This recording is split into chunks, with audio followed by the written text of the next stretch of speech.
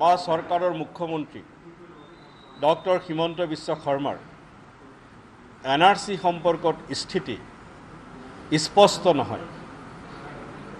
তেখেতে প্ৰকৃততে এখন শুদ্ধ NRC বিচাৰে নে নাই সেই ক্ষেত্ৰত মোৰ সন্দেহ আছে।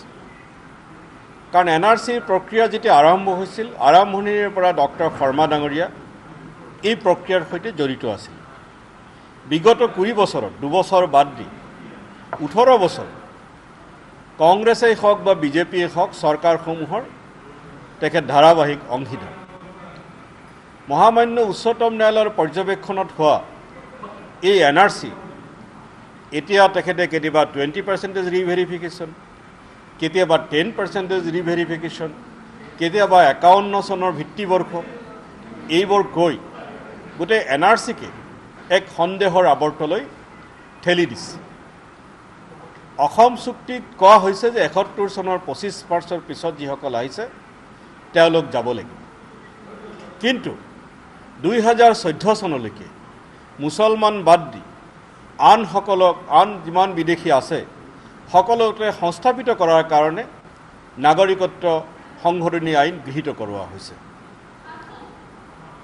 আনহাতে 51 চনত ভিত্তিবৰ্ষ কৰিব বিচাৰি গোটেই অসম চুক্তিখনকে নস্যাৎ কৰিবলৈ বিচাৰিছে। তাতকৈ মুখ্যমন্ত্ৰী মহোদয়ে যদি স্পষ্টকৈ কৈ দিয়ে যে অসম চুক্তি তেওঁ নিবিচাৰে, তাত আমাৰ কোনো আপত্তি নাই, সেই কথা তেখেতে ক'বই পাৰে।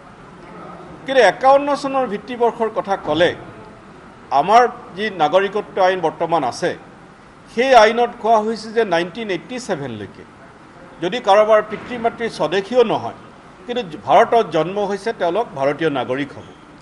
2004 চনলৈকে পিতৃ মাতৃৰ এজন ভাৰতীয় নাগৰিক হ'লেও জন্মসূত্ৰে সেই সন্তান ভাৰতীয় হ'ব।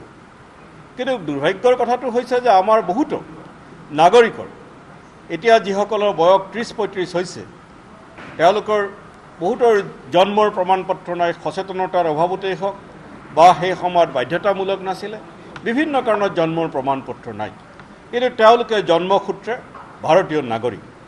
এতিয়া এই 1987লৈকে যিসকলৰ ভাৰতত জন্ম হ'ল তেওঁলোকক যিকোনো ডকুমেণ্টৰ ভিত্তিত যদি ভাৰতীয় নাগৰিক হিচাপে গণ্য কৰে, তেওঁলোকৰ স্কুল চাৰ্টিফিকেটেই হওক, তেওঁলোকৰ পিতৃ মাতৃৰ ভোটাৰ পৰিচয় পত্ৰই হওক, তেতিয়াহ'লে 51 চন কিয় 1947 হওক, 1826 হওক আৰু 1206 খ্ৰীষ্টাব্দই হওক, যি চনে ভিত্তিবৰ্ষ নকৰক কিয় আমাৰ কোনো আপত্তি নাই। কিন্তু মই আকৌ কৈছোঁ যে মুখ্যমন্ত্ৰী মহোদয়ে প্ৰকৃততে এখন শুদ্ধ NRC বিচাৰে নাই সেই কথাটোত আমাৰ যথেষ্ট